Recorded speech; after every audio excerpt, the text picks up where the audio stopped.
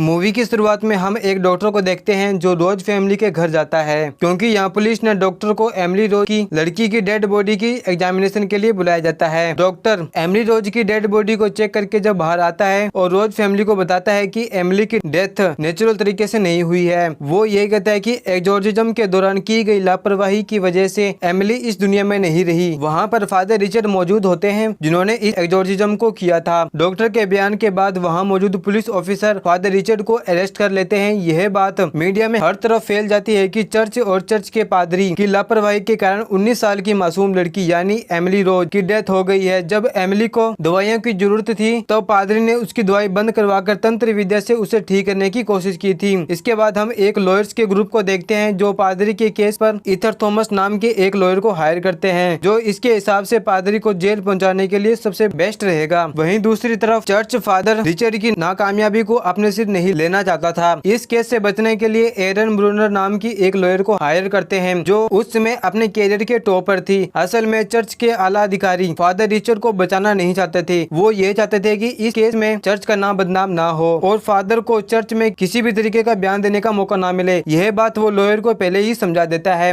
अब हम देखते हैं कि ब्रूनर फादर रिचर्ड से मिलने जेल में जाती है। फादर एक प्राइवेट लॉयर को देखकर चर्च के इरादे जान जाता है। ब्रूनर फादर से कहती है कि वो अपने गुनाह को कबूल कर ले और वो उसकी सजा कम से कम करवाने की कोशिश करेगी, लेकिन फादर इस केस को सच्चाई के साथ लड़ना चाहते थे। वो ये कहते हैं कि मुझे नहीं लगता तुम्हारी जरूरत है, लेकिन ब्रूनर इस केस को किसी भी तरीके से लड़ना चाहती थी। फादर अपनी एक शर्त पर मान जाते हैं कि उन्हें सजा से कोई भी डर नहीं है। वो सिर्फ एमिली की पर्सनल स्टोरी को कोर्ट में सुनाना चाहते हैं ताकि दुनिया जान सके कि असल में उस दिन हुआ क्या था। ब्रूनर फादर की बात न चाहते हुए भी मान जाती और वहाँ से चली जाती है। आगे हम देखते हैं कि एरन ब्रूनर एमिली की मॉम से मिलती है। वो यह बताती है कि एमिली बहुत ही शांत स्वभाव की लड़की थी। एमिली को पहली बार शैतानी ताकत उसके हॉस्टल में पकड़ा था। इसके बाद हम दोनों लॉयर को कोर्ट में केस लड़ते हुए देखते हैं। ईथन सबसे पहले कोर्ट को एमिली की डेथ के बाद की फोटो दिखाता है जिसमें उसकी हालत बहुत ही बुरी होती है। इसके बाद वो एक गवाह एडिथ को पेश करता है जो एमिली की बचपन से डॉक्टर होती है। वो बताती है कि एमिली बचपन से बहुत कमजोर और बीमार रहने वाली लड़की थी। जिस रात उसे हॉस्टल में शैतानी ताकत को महसूस किया था उसने उस रात को डॉक्टर एडिथ को फोन करके ये सारी बात बताई थी। अब हम उसी रात की सीन को देखते हैं। उस समय छुट्टियां चल रही थी जिसके कारण उसकी सारी फ्रेंड्स अपने अपने घर गई हुई थी। रात को 3 बजे एमिली की आंख खुल जाती है क्योंकि उसे कुछ जलने की बदबू आ रही थी। वो चेक करने हॉस्टल की गैलरी में जाती है लेकिन वहाँ एमिली अंधेरे में कुछ अजीब सा फील करती है। इसके बाद वो वापस अपने रूम में आकर सो जाती है। फिर उसको एक आवाज आती है। वो देखती है कि टेबल पर पड़ा पेन स्टैंड अपने आप ही गिर जाता है और कोई उसकी चादर भी खींच लेता है। वो शैतानी ताकत एमिली पर अटैक करती है। देन एक तरीके से रेप करने की कोशिश करती है। एमिली उससे फाइट करके अपने आप को किसी तरह बचा लेती है। हम जानते हैं कि मेडिकल साइंस शैतानी ताकत पर विश्वास नहीं करता। ईथर एक्सपर्ट न्यूरो डॉक्टर को पेश करता है और बहुत ही आसानी से प्रूफ करवा देता है कि एमिली की हालत किसी शैतानी ताकत की वजह से नहीं बल्कि मिर्गी की वजह से खराब हुई थी। यह टाइम पर ट्रीटमेंट न मिलने के कारण हुआ था। यह बीमारी दिमाग पर हावी होने लगी थी जिसके कारण उसको हर तरह तरह की चीजें दिखने लग गई थी जो असल में थी ही नहीं। आगे हम देखते हैं कि एरन ब्रूनर एमिली की एक कॉलेज दोस्त जेसन से मिलती है। वो एरन को एमिली की एक इंसिडेंट के बारे में बताता है। जब वो कॉलेज में पढ़ रही थी उसको हर आदमी में अचानक शैतान दिखने लग गए थे। फिर एमिली रोते हुए चर्च की तरफ भागती है। जेसन भी उसके पीछे पीछे चर्च की तरफ भागता है। वो देखता है कि एमिली जीसस की मूर्ति के सामने खड़ी है। वो मूर्ति को छूना चाहती है मगर जैसे ही वो अपना हाथ आगे बढ़ाती है तभी उसकी बॉडी बहुत ही दर्दनाक तरीके से बीच में से ही पीछे की तरफ मुड़ जाती है। जेसन एरिन से कहता है कि उस दिन से उसकी ईश्वर के प्रति उसकी आस्था और भी ज्यादा बढ़ गई थी। आगे हम देखते हैं कि जब से एरिन ने यह केस अपने हाथ में लिया है जब से उसी के साथ रात में अजीबोगरीब घटना घटने लगती है। उसकी आंख भी रात को 3 बजे खुलती है और किसी चीज के जलने की महसूस करती है। जब वो चेक करने किचन में जाती है तो उसे वहाँ कोई भी नहीं मिलता, लेकिन एरन वहाँ इविल साय को महसूस करती है। वो इन सब को इग्नोर कर देती है क्योंकि वो एक नास्तिक थी। यह बात वो समझ आती है कि ये जितनी सिंपल लग रही है वो इतनी सिंपल है नहीं। इसके बाद वो फादर को बचाने लग जाती है। अगले दिन हम देखते हैं कि ईथन एक और न्यूरो डॉक्टर को कोर्ट में लाता है। वो बताता है कि एमिली की दवा छोड़ देने के कारण उसकी मौत हुई है क्योंकि मिर्गी कोई इतनी बड़ी बीमारी नहीं कि किसी की डेथ हो जाए। यह गवाह ईथन के पक्ष में चली जाती है। अगले दिन हम देखते हैं कि एरन गवाह के तौर पर एमिली के फादर को बुलाते हैं। वो बताते हैं कि हॉस्टल वाले हादसे के बाद एमिली घर पर आ गई थी लेकिन दिन बीतने के साथ साथ उसकी हालत और भी ज्यादा खराब होने लग गई थी, इसलिए उन्होंने फादर रिचर्ड को अपने यहाँ बुलाया था। फादर रिचर्ड की प्रेयर से एमिली कभी कभार ठीक हो जाया करती थी लेकिन कुछ समय बाद वो वापस शैतानों के शिकंजे में आ जाती थी। यहाँ पर कोर्ट एमिली के फादर का बयान को कबूल नहीं करती क्योंकि कोर्ट सिर्फ साइंटिफिक बातों को मान्यता देता है। इसके बाद एरन एक कॉलेज प्रोफेसर चेड्रा अडानी को कटघरे में बुलाती है, जो एक शोधकर्ता थी। वो अपने एक्सपीरियंस से बताती है कि यह शैतानी ताकत सबसे पहले उस पर अटैक करती है जो शारीरिक और मानसिक चीजों से कमजोर हो, और एमिली में यह सारी चीजें मौजूद थी। आगे हम देखते हैं कि एरन का असिस्टेंट उसके पास आता है। वो बताता है कि जब फादर ने एमिली के ऊपर पहला एक्सोर्सिज्म किया था उस समय वहाँ एक डॉक्टर भी मौजूद था। जब एरन फादर रिचर्ड से यह बात पूछती है तो वो बताते हैं कि वो डॉक्टर पहले से केस से दूर रहना चाहते थे। फिर डॉक्टर कैंडिडेट से मिलती है। वो बताते हैं कि यह जो भी फादर रिचर्ड के साथ हो रहा है वो उसके हकदार नहीं है, और वो एरन को एक रिकॉर्ड टेप देते हैं। इसमें पहले एक्सोर्सिज्म की रिकॉर्डिंग है। अगले दिन एरन उस टेप रिकॉर्डर को सबूत के तौर पर कोर्ट में पेश करती है, और इस रिकॉर्डिंग से साफ साफ पता चलता है कि एमिली उस दिन एक्सोर्सिज्म के दौरान बेकाबू होकर खिड़की तोड़कर बाड़े में चली गई थी। फिर फादर बाड़े में भी एक्सोर्सिज्म चालू रखते हैं। वो शैतान से नाम पूछते हैं। वो शैतान मजबूर होकर अपना नाम बता देता है। दोस्तों, एमिली के अंदर एक नहीं, दो नहीं, बल्कि 6 से शैतान मौजूद होते हैं। उनमें उनका देवता लूसीफर भी होता है। यहाँ पर फादर को एक्सोर्सिज्म रोकना पड़ता है। इस शैतान से डॉक्टर के डर जाते हैं, इसलिए वो इस केस से दूर रहना चाहते थे। लेकिन फादर के नेक इरादे पर आरोप लगाने के बाद वो गवाह बनने के लिए तैयार हो गए थे। उनकी पेशी के टाइम वो कोर्ट में नहीं आ पाते। इसके बाद एरन डॉक्टर के को ढूंढती है। जब वो उससे मिलती है तो वो बहुत ही डरे होते हैं।